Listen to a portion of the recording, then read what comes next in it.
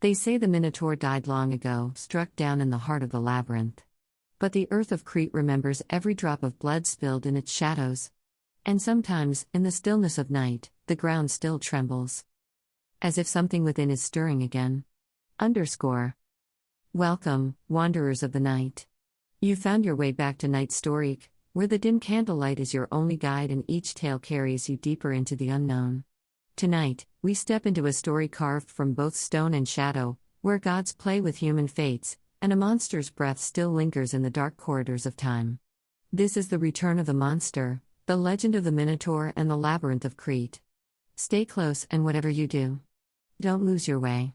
Act 1, The Birth of a Curse.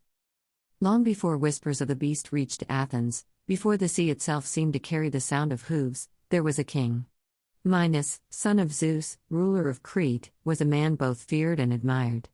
His rule was said to be blessed by the gods, but blessings from Olympus often came wrapped in thorns. When Minos sought to prove his divine right to the throne, he prayed to Poseidon, god of the sea, for a sign. And Poseidon answered. From the churning depths, a bull emerged, snow-white, gleaming with a light that seemed not of this world. It was magnificent, a creature meant for sacrifice, an offering that would seal Minos' favor with the gods. But beauty is a dangerous thing in human hands. When Minos looked into the animal's eyes, he saw power. And he could not let it go.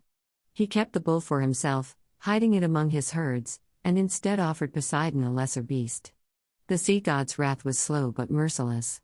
He would not punish Minos with a sword, but with something far worse, a twisting of the natural order, a wound that would never heal. One night, under a moon as white as the bull's hide, Queen Pasiphae, Minos' own wife, was struck by a madness no mortal could understand. Her thoughts, her dreams, all consumed by the bull. No prayer could cleanse it, for it was not illness, it was divine vengeance. Daedalus, the cunning craftsman from Athens, was summoned to fulfill an unholy request. In secret, he built a contraption of wood and hide, shaped like a cow, within which the queen could hide herself. What happened after is something even the boldest storytellers whisper only in the safety of wine-soaked nights. And from that night came the child. If child is the right word for it. The infant was strong, too strong. His cries were not the wails of a babe, but deep, guttural roars that rattled the palace halls. His head bore the shape of the bull, horns curling like a crown of bone. His body, mostly human, was covered in patches of coarse, dark hair.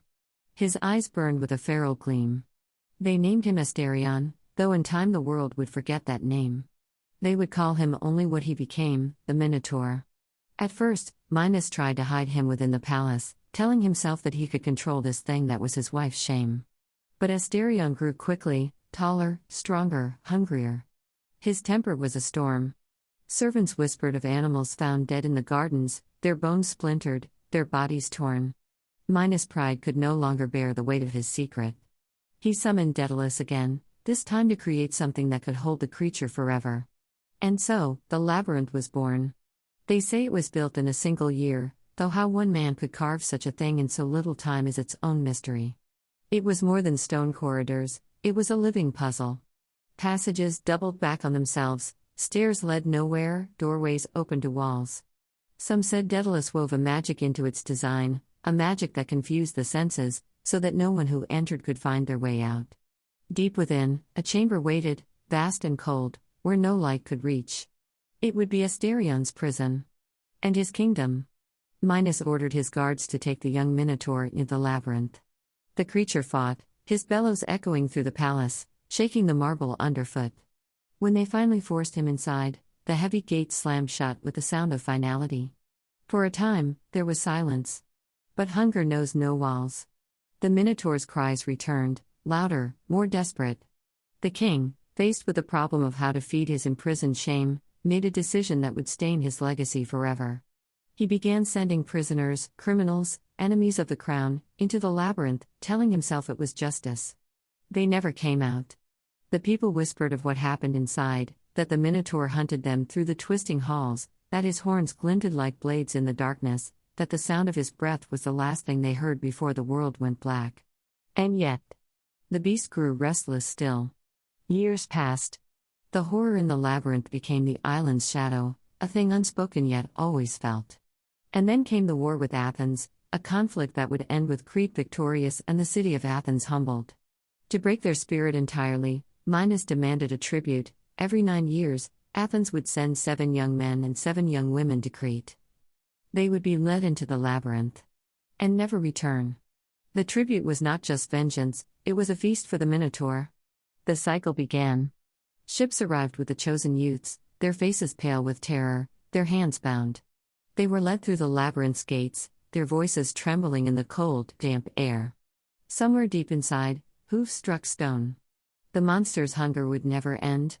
And though he was locked away, the Minotaur's shadow stretched far beyond the walls of his prison, carried by the waves to every corner of the Aegean. Some said the gods had cursed Minos. Others whispered the truth was worse, Minos had cursed himself. For what is a king who builds a throne upon the bones of the innocent?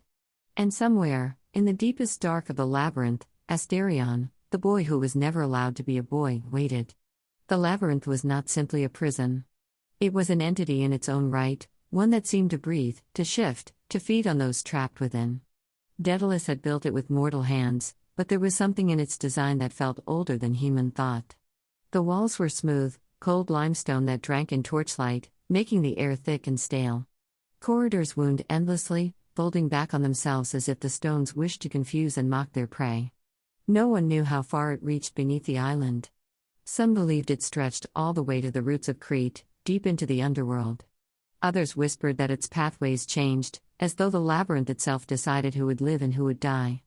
The first prisoners sent inside had been men condemned to death, murderers, traitors, enemies of the crown. They had entered shouting threats, swearing they would kill the beast. None returned. The guards spoke of hearing their screams echo through the stone for hours, sometimes days. And then, nothing. Silence that was almost worse than the cries, for it meant the hunt was over. The Minotaur did not kill swiftly. At least, that was what the stories claimed. He stalked his prey, driving them deeper into the maze. Hoofbeats would follow at a distance, slow and deliberate. The faint scrape of horns against the wall. A guttural breath, so close you could almost feel it warm against your neck. Then, at the moment his victims dared hope they had escaped, he would strike. It was not long before the labyrinth became a name no Cretan would speak after dark. Sailors avoided the coast near the palace. Children were told that if they wandered too far from home, the Minotaur would come for them in their sleep. And then came the tribute. 9 years after Crete's war with Athens, the first ship arrived bearing the chosen 14, 7 young men and 7 maidens. They had been paraded through the streets of Athens before departure, crowned with flowers, their garments white like offerings to the gods. But the people knew this was no holy rite. It was slaughter. In Crete, they were locked in a holding chamber for a night. Some wept, some prayed, some sat in silence. All knew the truth: when the gates of the labyrinth opened for them, the sun would be the last light they would ever see. The next morning, King Minos himself stood at the entrance, the white bull's hide draped over his shoulders like a trophy. He said nothing as the victims were led inside. The iron gates clanged shut. The first screams came before the guards had even left their posts. From that day forward, Athens lived under a shadow. Every 9th year, the ship sailed again, and the labyrinth swallowed more lives. _ The Minotaur's hunger. The Minotaur did not grow weaker with time. If anything, the years inside sharpened his instincts. The corridors became his hunting ground, every turn a weapon in his hands, or rather, in his horns. He knew where the air shifted to mark a dead end, where the echo of footsteps was loudest, where panic would push his prey toward him. There were whispers among the palace servants that he remembered each face. That when a new group entered, he would pause, sniff the air, and in some twisted way choose. No one fed him directly. The prisoners were his sustenance, their flesh and bones the only feast he knew. But there were times, long winters, calm seas, when no ships brought tribute and the Minotaur's hunger grew unbearable. Then, the guards who patrolled the outer gates would hear a different kind of sound. Not the slow tread of a hunter, but the frantic pounding of hooves against the walls, the guttural roar of a beast desperate to break free. Minos never allowed that to happen. The labyrinth was sealed from above with slabs of stone, and the gates were reinforced with bronze. Still, the people of Crete learned to dread those restless nights, for even through solid rock, the Minotaur's cries could carry into the streets. _ Daedalus regret. Far away from the bloodshed, Daedalus carried his own torment. Though Minos kept him at the palace to craft wonders, the craftsman could not silence the memory of what he had built. He had given shape to the king's cruelty, created a prison that offered no mercy. Some nights, he would hear the faintest echo from the depths, whether it was real or only in his mind, he could never be sure. But the thought haunted him, that the boy monster he had helped imprison was not merely a beast, but a child born into a world that had decided his fate before his first breath. The queen, Pasiphae, never spoke of her son. Yet Daedalus noticed the way her eyes would linger on the horizon when the tribute ship sailed. Once, he saw her alone by the entrance to the labyrinth, her hand resting on the stone as if it were the skin of a sleeping animal. She stood there for hours, until the guards came to escort her away. The growing legend. Beyond Crete, the Minotaur became a tale told in whispers and warnings. Sailors claimed that when they anchored too close to the island, they could hear a sound from under the earth, something between a bellow and a moan, as if the sea itself mourned for the souls trapped below. Merchants embroidered the tale for coin, telling of the labyrinth as a place where time did not flow, where those who entered could wander for years without aging, until the Minotaur found them. But the truth, as always, was more terrible. Each tribute fed the beast, and each feeding fed the fear. The labyrinth was no longer just a prison, it was a scar in the heart of Crete, a wound that could never heal. And in its center, the Minotaur waited, patient as the stone that surrounded him. Because the beast knew one truth above all others. Sooner or later, they would send more. Athens had not forgotten the day the tribute began. It was a wound on the city's soul, one reopened every 9 years. Each time the black-sailed ship returned from Crete, the docks fell silent, and the people watched in grief as the chosen youths were led away. The decree was unbreakable. 7 young men, 7 young women. Each taken from noble houses and common streets alike, chosen not for their crimes but for their beauty and strength, tributes worthy of a king's vengeance and a monster's hunger. 9 years passed since the last offering. 9 years for dread to grow in the hearts of Athens' people. The shadow of Crete stretched long across the Aegean, and the sound of the Minotaur's imagined roar haunted their dreams. The prince's vow. It was in this dark season that Theseus, prince of Athens, stood before his father, King Aegeus. Tall, broad-shouldered, and with eyes that burned like the sea before a storm, Theseus had grown restless under the tribute's shame. "I will go," he said. "And I will end it." The court erupted, some in disbelief, others in desperate hope. But Aegeus' face was carved from stone. "You would walk into the labyrinth, knowing no one has ever returned?" the king asked. Theseus did not flinch. "Better to face the beast than live on my knees while our children are fed to him." Aegeus, torn between love for his son and duty to his people, tried to dissuade him. But Theseus was resolute. He would sail with the tributes, not as a prince, but as one of them. The night before the ship's departure, the people gathered at the temple of Athena. They prayed for protection, for a miracle. But Athena, goddess of wisdom and war, was silent. Perhaps she knew that in the labyrinth, wisdom and courage were not always enough. The voyage to Crete. The ship left at dawn, its black sails heavy in the wind. The chosen 14 stood together at the bow, their faces pale. Theseus was among them, dressed simply, the hilt of a concealed blade hidden beneath his cloak. The sea was calm, but the mood aboard was not. Some whispered prayers to the gods, others stared at the horizon as if hoping Crete might vanish before they reached it. Theseus moved among them, speaking softly, urging courage. His presence was a quiet anchor in the storm of their fear. Yet even he, in the dark hours of the night, would stand alone at the stern, gazing into the waters and imagining what the Minotaur might be, man, beast, or something worse. On the 3rd day, the island of Crete rose from the sea, crowned by the palace of Knossos. White walls gleamed in the sun, banners snapped in the wind, and at the highest point, the horns of a great bronze bull framed the sky. The harbor was quiet when they arrived. No cheering crowds, no jeering soldiers, just the echo of waves against stone, and the watchful eyes of guards lining the pier. The tributes were led off the ship and up the steep road to the palace. The daughter of the king. Within the palace, Theseus first saw her. Ariadne, daughter of King Minos, stood at the top of a marble stair. She was draped in red silk, her dark hair braided with gold, her gaze sharp and unblinking. When their eyes met, something passed between them, curiosity, perhaps, or the recognition of someone who does not belong in chains. That night, as the tribute slept under guard, Theseus felt a shadow move in the room. He woke to find Ariadne standing beside him, her face pale in the moonlight. "You are the one who means to kill him," she said. It was not a question. Theseus rose, meeting her gaze. "I am." Her lips tightened. "Then you are already dead. No one leaves the labyrinth alive." "Then tell me how to change that," he replied. Ariadne hesitated. She had grown up with the legend of the Minotaur, with the sound of his cries drifting up from the earth. She knew the labyrinth better than most, and she knew it could not be conquered by strength alone. Finally, she stepped closer, pressing something into his hand. A small spool of thread, red as blood. "When you enter the labyrinth, tie this to the gate and let it unravel behind you. It will show you the path back, if you live long enough to use it." Theseus looked down at the thread, then back at her. "Why help me?" She did not answer. But in her eyes, he thought he saw a flicker of desperation, a desire to end something that had haunted her family as much as it had Athens.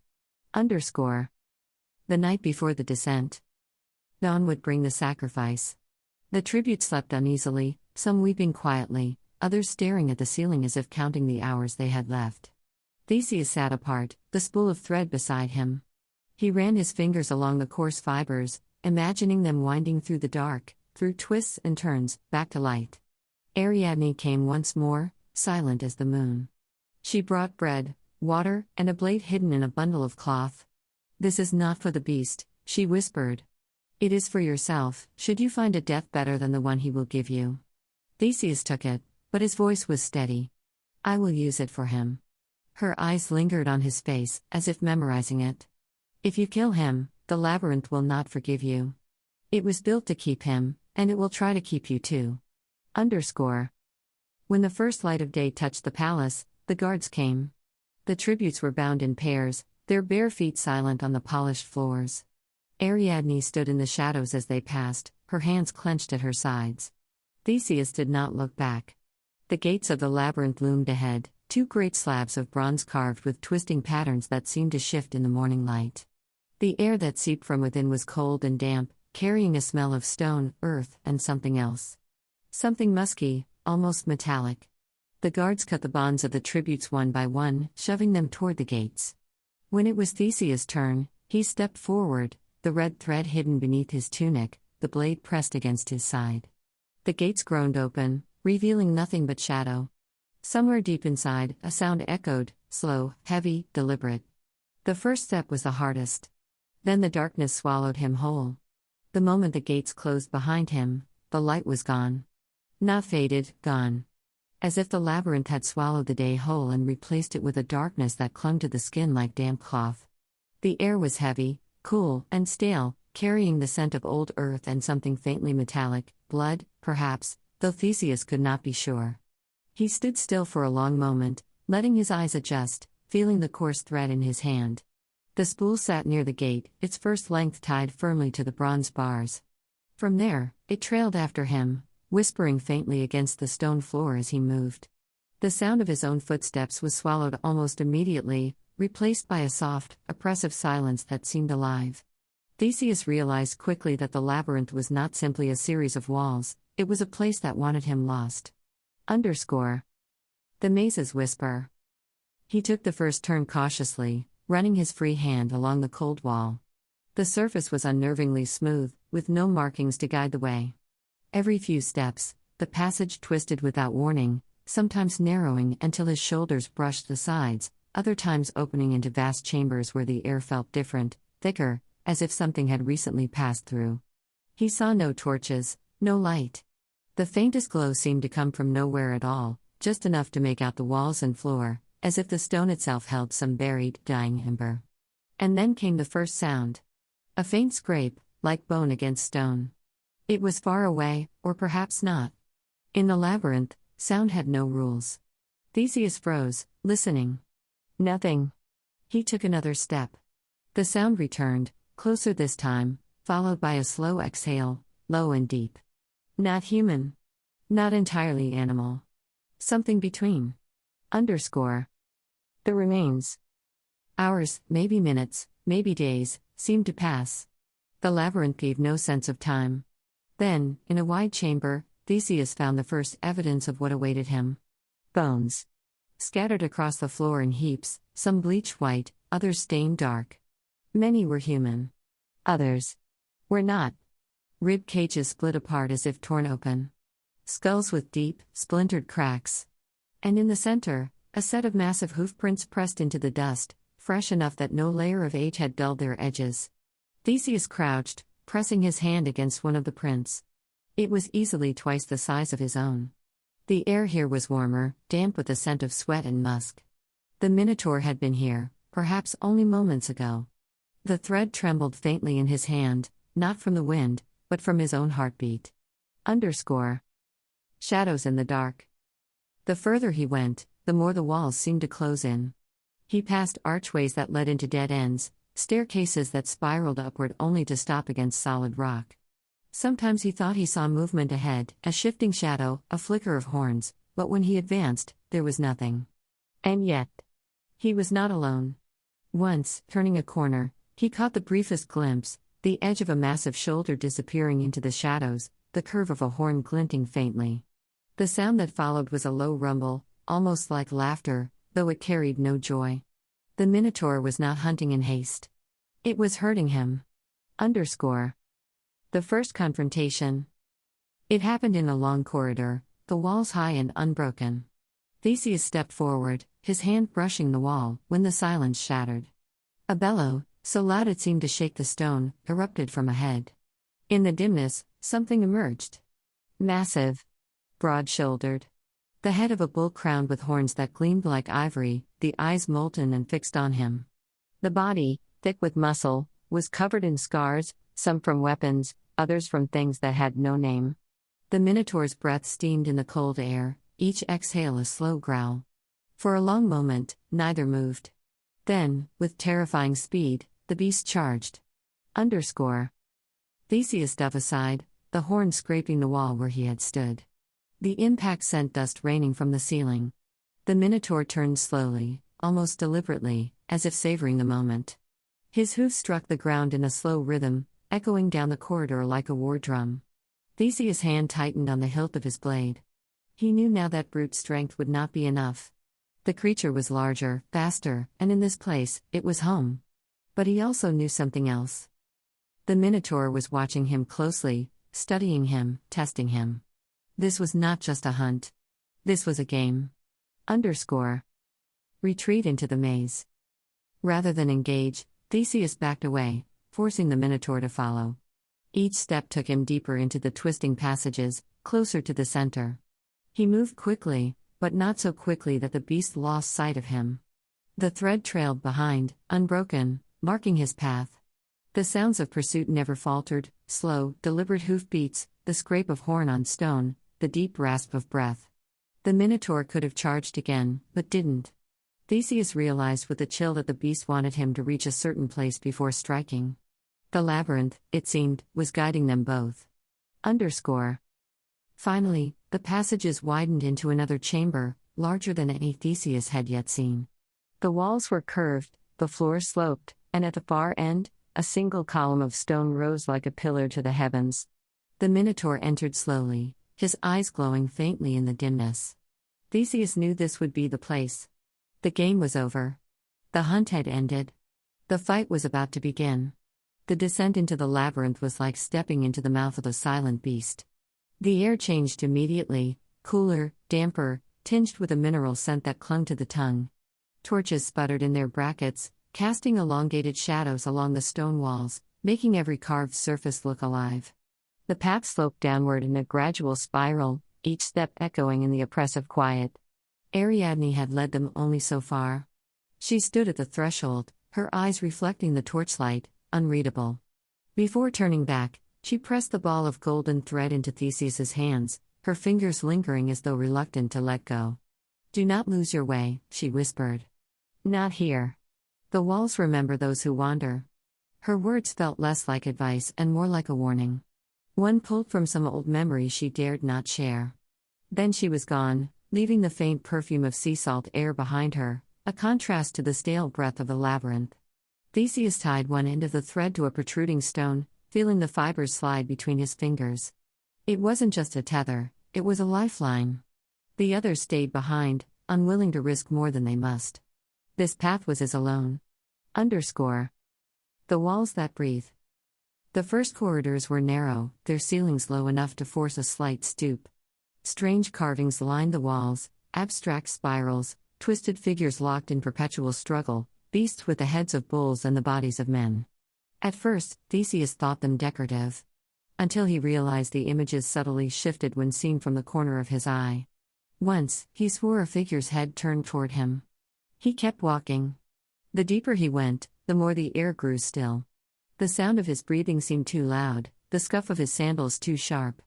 Somewhere in the distance, water dripped in a slow, rhythmic pattern, a heartbeat that was not his own. The thread in his hand remained taut, yet he felt an urge to turn around, an irrational pull, as though the labyrinth itself whispered that he had already gone too far. _ The sound of hooves. It began faintly, a vibration in the stone beneath his feet. At first, he thought it was his imagination, a remnant of fear manifesting in the body. But the sound grew steadier, heavier. A slow clop. Clop. Clop. Reverberating through the walls. Theseus froze, every instinct telling him that silence was his only ally. The hooves stopped. He strained to listen. His ears caught the sound of air moving, no breathing. A long, slow exhale from somewhere in the darkness ahead. The hairs on his arms lifted. _ A corridor of bones. The path curved left, then right, leading to a chamber larger than the ones before. The torchlight revealed something piled in the center, bones. Human bones, picked clean and yellowed with age. Ribs formed pale cages on the floor. Empty sockets stared at him from cracked skulls. He recognized some, the jawline of a young man who might have once been a fellow Athenian tribute. The remains lay scattered, as if tossed aside after some brutal feast. The smell hit him then, copper and rot, old but not forgotten by the stones. He gripped his sword tighter. _ The whispers return. Theseus turned to leave the chamber when he heard it, whispers, curling along the edges of the dark. They were not Ariadne's voice. They were not the voices of the dead, either. They spoke in no tongue he knew, a language made of breath and echo. Yet, some part of his mind seemed to understand. You cannot kill what is born from a curse. He quickened his pace. The thread trembled in his grip as though something brushed against it. He looked back, nothing but empty hallway. But the air behind him felt warmer now. _ First glimpse of the monster. The labyrinth opened into another passage, wider this time, and there, at the far end, he saw movement. The shape was massive, shoulders hunched, head crowned with two black horns that scraped the low ceiling. Its eyes glowed faintly, catching the torchlight like molten gold. The jaw was long, bovine, but the muscles in its arms were human and powerful. The Minotaur. It did not charge. It simply stood there, watching. Breathing. Theseus's grip on his sword tightened, yet he could not move forward. Something about the creature's stillness was more terrifying than any roar or rush. It was the calm before a storm, the silence before slaughter. Then, without a sound, it was gone. One blink, and the corridor ahead was empty. _ The labyrinth changes. Theseus hurried forward, his heart hammering. The thread guided him, but he noticed something disturbing. The path no longer looked the same. The walls here seemed freshly built, the stone smooth, the carvings sharper. The torchlight flickered not from wind but as though the flames themselves shivered. The labyrinth was shifting. Once, he glanced over his shoulder and found that the corridor he'd just walked down was no longer there, only a blank wall of stone. Yet the thread still led through it, impossibly passing through solid rock. The realization chilled him to the bone. The labyrinth was not just a prison. It was alive, and it was watching. _ The breath at his neck. It happened without warning. As Theseus bent to duck under a low arch, a gust of hot air struck the back of his neck. His skin prickled. He spun, sword ready, but saw nothing, only shadows that did not match the flicker of his torch. A slow, deep chuckle rolled through the air.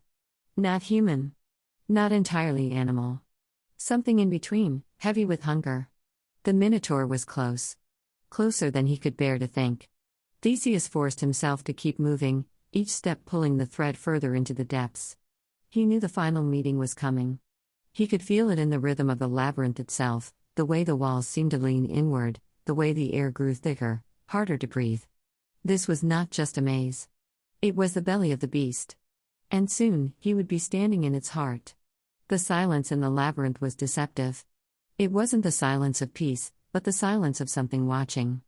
Theseus moved with a predator's caution now, though his breath still echoed off the stone and betrayed him. The corridors had narrowed, their walls damp with condensation.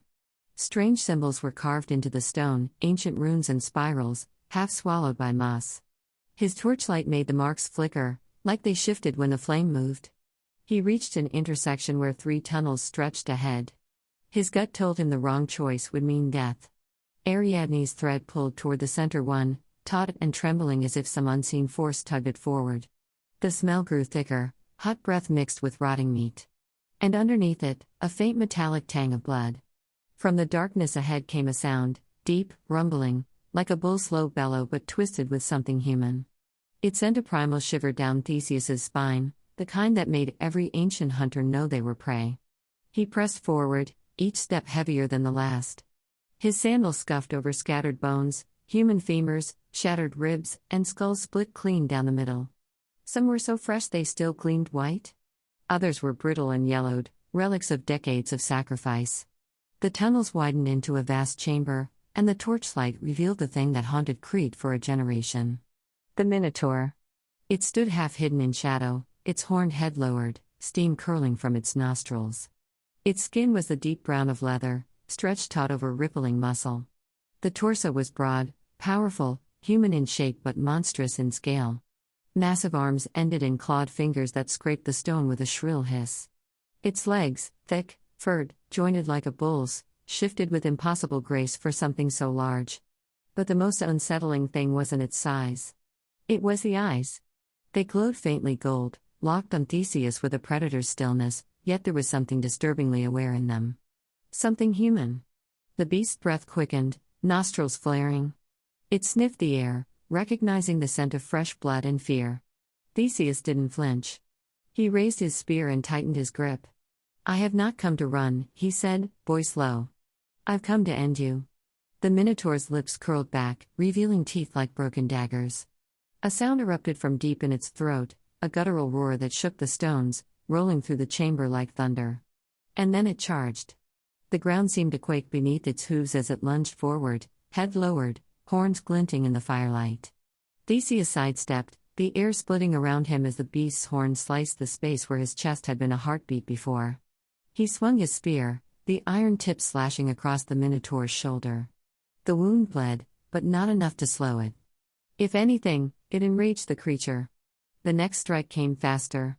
The Minotaur swiped with one massive arm, the claws grazing Theseus's ribs and tearing through his tunic. Pain flared white-hot, but he forced himself to stay on his feet. This was no mindless monster, it was calculating, testing him, watching his movements. And somewhere in the depth of those golden eyes, Theseus thought he saw something flicker: grief? Rage? Or perhaps the echo of the man it might once have been, trapped inside the beast's prison of flesh. The thread at Theseus's belt tugged gently, as if Ariadne's faith itself urged him onward. He took a deep breath, circling the monster, waiting for the moment the hunter became the hunted. The labyrinth had become a world of its own, a maze not only of walls but of sound, shadow, and shifting air. Every step Theseus took seemed to be swallowed by the stones. His breathing echoed back to him, distorted, as if the labyrinth itself were breathing with him. It was no longer just a hunt, it was a war of patience. He kept the thread in his left hand, fingers curled around the thin lifeline Ariadne had entrusted to him. Every so often, he felt the faintest vibration in the thread, as though it were whispering reassurance, "You are not alone." But the deeper he went, the more oppressive the atmosphere became. The air was warmer here, thick and damp, carrying a faint metallic tang. Theseus knew what it was: blood. Fresh. A low growl vibrated through the stones. Theseus froze. It wasn't close, not yet, but the sound had weight. It pressed against his chest, made his pulse race. He took another step, slow and deliberate, hand tightening around his sword. The moonlight was long gone now. Here, only the weak flicker of his torch cast trembling shapes on the walls. Every flame-born shadow danced and shifted like lurking figures. A sudden thud came from behind him. He spun, torch lifted high, but there was nothing, only empty passage. Then came a scraping sound from the left, like claws dragging a long stone. The Minotaur was moving, but it wasn't charging. It was circling. The beast knew he was here. And it wanted him to know it too. Theseus pressed forward. He forced his breaths to slow. He remembered his father's voice from years past, a cornered hunter becomes the prey. But the calm hunter, he becomes the trap. Step by step, he let the Minotaur's sounds guide him deeper. And then he found it. A great chamber opened before him, vast, echoing, the ceiling vanishing into darkness. The floor was littered with broken bones, some gnawed, some shattered. Among them, he saw scraps of cloth, bits of bronze armor dulled with age, rust, and dried blood. This was where the others had met their end. The growl came again, closer this time, and followed by a deep, guttural breathing. Theseus's torchlight caught movement in the shadows. It emerged slowly. First the glint of eyes, 2 burning embers. Then the shape of a head, massive and horned, its breath clouding the air. The Minotaur stepped fully into the light. It was worse than the legends. Its body was a mountain of muscle, fur matted with filth and streaks of crimson. Its horns curved forward, sharp and pale, gleaming like ivory knives. The beast's nostrils flared, catching his scent. Saliva dripped from its maw, landing on the stones with soft, wet splashes. They stood there for a long moment, hunter and hunted, measuring each other. The Minotaur struck first. It lunged with terrifying speed, hoofs hammering the floor. Theseus dove to the side, rolling across the stone just as the beast's horns smashed into the wall, sending dust and chips of rock flying. It roared, spinning to face him again, swinging an arm the size of a tree trunk. The blow caught his shield, the impact jarring his arm to the bone and then sending him stumbling back. The labyrinth seemed to tremble. Theseus regained his footing. He couldn't outmatch the creature's raw strength, but he could outthink it. He darted forward, feinting to the left, and slashed at its right flank. The blade bit deep, and a roar shook the chamber. The Minotaur wheeled around, fury blazing in its eyes, swiping at him again. This time, Theseus ducked low, the wind of the beast's strike brushing past his hair. But the Minotaur learned quickly. It began cutting off his escape, forcing him toward the wall. Theseus's back hit cold stone. The beast lowered its head, pawing the ground like a bull before the final charge. This was it. The Minotaur charged. At the last possible second, Theseus sidestepped and thrust his sword upward. The blade slid between ribs, but not deep enough to finish it. The beast roared in agony, swinging wildly. One strike caught Theseus's shoulder, sending pain lancing down his arm. His sword slipped from his grasp.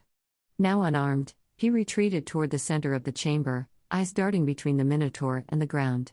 There, his torch, still burning, lying near a scatter of bones. He grabbed it and turned, holding the fire high. The Minotaur hesitated, its eyes narrowing at the flame. It stepped back, nostrils flaring. Theseus pressed forward, shoving the torch close to the beast's face. The Minotaur bellowed, swiping at the fire, but Theseus ducked under the swing and dove for his fallen sword. Steel met his palm, and in one fluid motion, he spun and drove the blade deep into the beast's chest. The Minotaur staggered, roaring in pain, a sound that was more than animal, almost human. It collapsed to its knees, eyes locking with Theseus's for a moment that felt like eternity. In them, he saw not just rage, but something else, a flicker of grief, of loneliness. And then the light in its eyes faded. The labyrinth fell silent. Theseus stood over the fallen creature, chest heaving. His own blood mixed with the Minotaur's on the floor. The weight of what he'd done settled heavily in his chest. He had won. But it didn't feel like victory. It felt like an ending, and endings always carried a shadow. Without looking back, he took up his thread and began the long walk toward the light above. The Minotaur's roar, its last, hollow echo, followed him all the way to the entrance. The air inside the labyrinth had changed. Once, it had been heavy with damp stone and the musk of the beast, each breath tasting of old earth and fear. But now Now there was something sharper. The metallic tang of blood. The stillness after a scream. The silence of something enormous that had stopped moving. Theseus stood over the fallen Minotaur, chest rising and falling in ragged bursts. In the flickering torchlight, the creature's massive frame looked less like a god's curse and more like a crumpled shadow. Its horns, which had once gleamed with terror in the eyes of its victims, were chipped and dulled. A slow, dark pool spread beneath it, seeping into the grooves of the stone floor. He should have felt victorious. Instead, he felt hollow. Behind him, Ariadne's voice broke the stillness. "It's over," she whispered. But there was a tremor in her tone, a subtle quiver that made Theseus turn. Ariadne's eyes were not on him, they were fixed on the beast. And for a heartbeat, Theseus thought he saw something impossible: grief. Her fingers tightened around the golden thread that had guided him here. The torchlight caught the tears gathering at the corners of her eyes. "You pity it?" he asked, disbelief curling his words. She didn't answer right away. She stepped closer, her gaze locked on the still form of the Minotaur. "You don't understand," she finally said, her voice low, almost lost in the vastness of the labyrinth. "That monster was my brother." The words hit Theseus like a blow. He had heard whispers before, rumors of a cursed royal child, born from divine punishment. But to hear it from her lips made the air between them shift. It made the killing feel less like triumph and more like something irreversible. Ariane's voice trembled. "When I was small, I would hear him crying in the night. They told me it was the wind. They told me to forget. But I knew. And when they locked him away, the palace grew quieter. But not kinder." Theseus swallowed, the weight of her confession pressing down on him. The Minotaur's face, slack in death, looked almost human in the shadows. The great, furrowed brows seemed gentler now. The curled lips no longer bared teeth in rage. He glanced at Ariadne, whose shoulders were shaking. "I did what I came here to do," he said softly. "But I didn't know." His words trailed off, heavy and inadequate. She closed her eyes and drew in a long breath, then exhaled as if trying to empty herself of sorrow. "We have to leave," she said. "Before my father knows what's happened." Her voice hardened when she said father, and Theseus understood that King Minos's wrath might be as dangerous as the labyrinth itself. He nodded, and they began to retrace their steps, following the golden thread back toward freedom. The journey back felt longer, as if the walls had shifted, mourning the loss of their prisoner.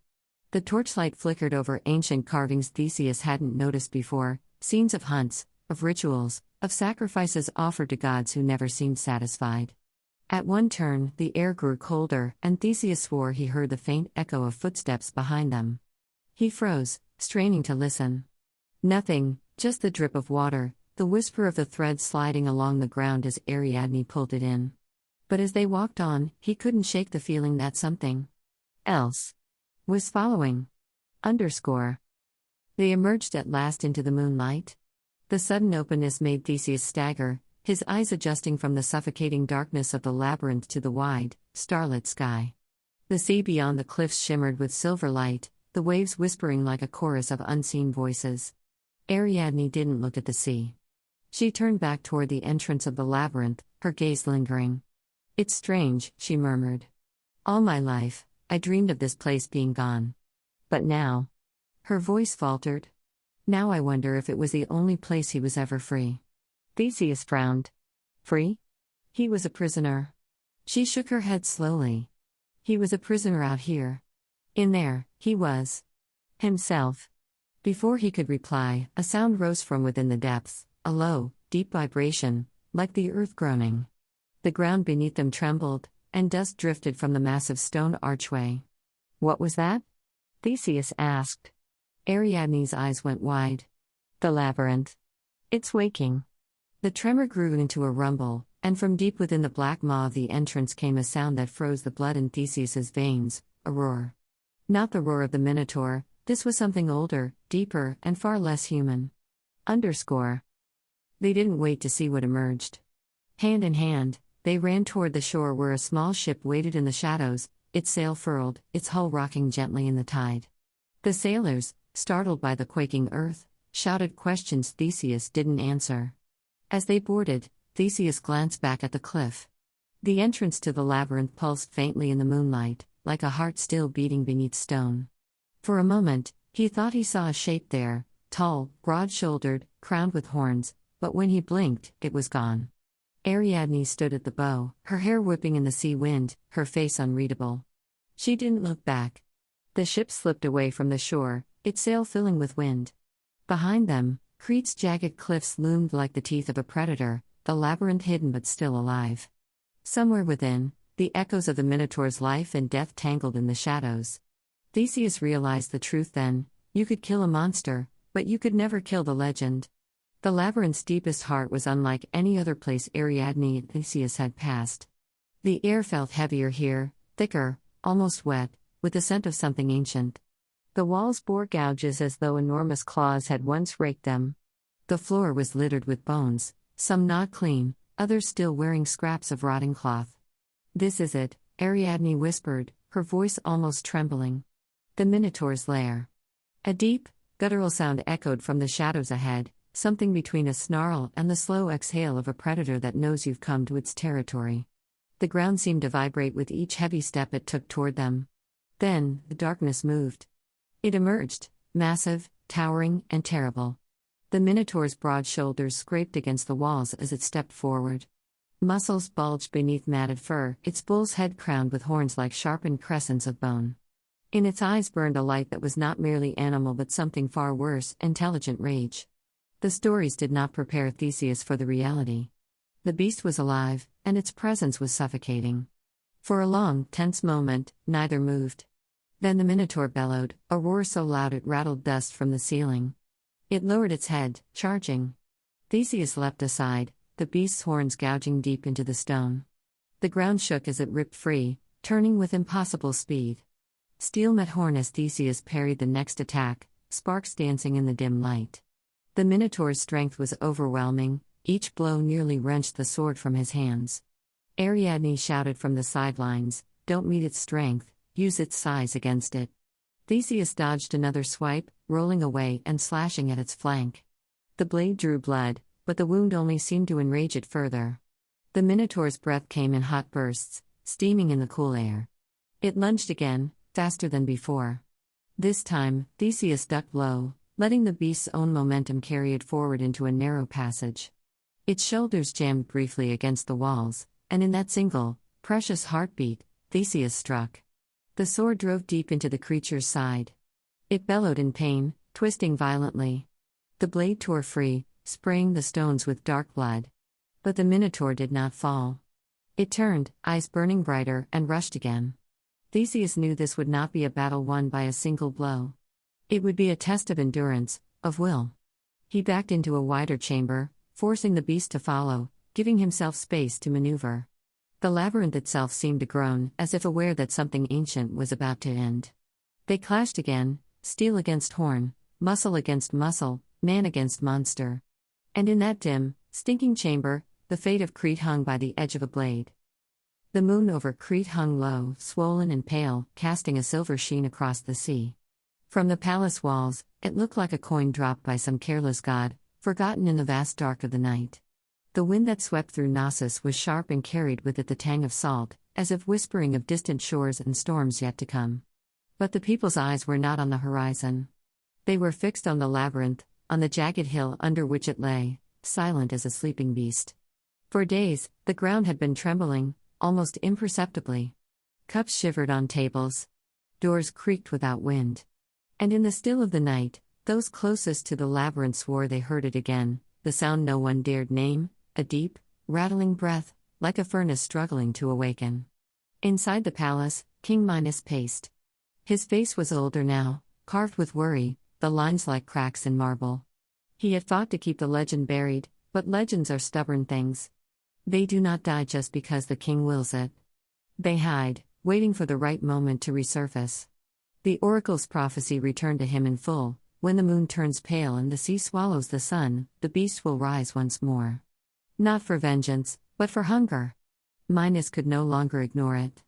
Messengers had brought tales of missing shepherds, of blood on the rocks near the labyrinth's mouth, of cattle found with their insides torn out. All things he had heard before, long ago, when the Minotaur still roamed. Except, the Minotaur was dead. Wasn't it? Underscore. Meanwhile, far from the palace, a figure approached the labyrinth under the cover of darkness. Cloaked in a tattered robe, carrying nothing but a small lamp, the stranger moved with a purpose that was almost unnatural. His face was hidden, but his steps were deliberate, unafraid. He reached the entrance, a gaping mouth of stone framed by carved symbols that even time dared not erase. They spoke of warnings, curses, and divine punishment. The wind that drifted from within was damp and foul, as if it had passed over something rotten, something long forgotten. He stepped inside. The flame of his lamp flickered, casting long, trembling shadows along the walls. The air thickened, heavy with moisture, the sound of dripping water echoing from somewhere far beyond. His feet knew the path, turning without hesitation through the winding corridors. And then, there it was. A low, rumbling growl, deeper than any mortal throat could produce. Underscore. Back in Knossos, whispers spread like wildfire. Servants swore they saw movement near the labyrinth's edge. Fishermen claimed they heard something splashing in the shallows before dawn, something heavy, like a bull wading through water. And always, the scent followed, coppery and sharp, the smell of blood. Minos gathered his council, but the men argued among themselves. Some believed it was nothing more than fear running wild, a ghost from their ancestors' tales. Others warned that the gods were displeased, that sacrifices must be made before it was too late. It was the eldest among them, a stooped man named Theron, who spoke what everyone feared. If the beast is awake, then no wall, no spear, no army will hold it. His voice trembled, not from age, but from memory. He had seen the Minotaur once, in his youth. And he had never forgotten. Underscore. Deep in the labyrinth, the cloaked stranger reached the central chamber. His lamp's light danced across the stones, revealing bones scattered across the floor, some human, some animal, all picked clean. The smell here was overpowering, metallic and sweet. Then the darkness moved. It was slow at first, a shifting of shadows, the scrape of claws on stone. The man froze, breath shallow.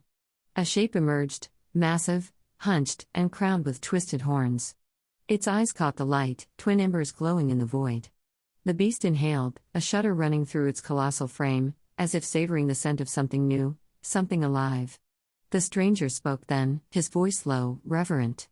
"I have come to free you." The Minotaur tilted its head, the sound it made neither word nor growl, but something that lived between. Underscore. At the palace gates, guards lit torches against the growing wind. The moon was climbing higher, and with it, a strange stillness fell over the city. Somewhere in the distance, a bull bellowed, a long, deep sound that made the hairs on their necks rise. They did not know it yet, but the stranger had already left the labyrinth. He did not run. He walked, and something walked behind him, its heavy steps in perfect rhythm with his own. And as they disappeared into the dark hills beyond Knossos, the city slept uneasily, as if sensing the return of something ancient and merciless. The legend was alive again. And this time, it would not wait for heroes to come. Underscore. The haunting truth was this: monsters do not truly die. They retreat into the corners of the world, into the cracks of memory, feeding on fear until they are strong enough to step into the light once more. And when they do, they are not the same as before. They are hungrier. They are wiser. They remember who wronged them, and who caged them. Somewhere beyond the hills, under the fading moon, the Minotaur raised its head to the wind, tasting the scent of the city below. It would come for them, not tomorrow, not the next day, but soon. And when it did, the labyrinth would no longer be a prison. It would be a door. Commentary. Stories like the Minotaurs are not just about monsters, they are about the things we try to hide deep within ourselves. The labyrinth is more than stone and darkness, it is the twisting, secret corridors of the human soul. The king who hid his shame in the depths was no different from any of us who bury our fears, our mistakes, our regrets in places we hope no one will see. And yet, the deeper we bury them, the stronger they grow, until they break free, demanding to be faced. The Minotaur's return in our tale is not just a creature's vengeance, it is the past that refuses to remain silent. It is the truth, clawing its way out of the shadows, forcing us to remember what we have tried so desperately to forget. In the end, perhaps the real curse of the Minotaur was not the hunger for flesh, but the hunger for acknowledgement, to be seen, to be known, to have its existence accepted, rather than hidden away as a shameful secret. That hunger is something all of us, in our own ways, can understand. Underscore. Thank you for stepping into the dark corridors of the labyrinth with me tonight. Here at Night Story, we explore the haunting spaces between myth and memory, between fear and truth. If tonight's journey left you with a lingering chill, hold on to it. Let it remind you that the stories we tell are never truly gone, they wait in the dark, patient, until we return to them. Sleep well. If you can. Good night.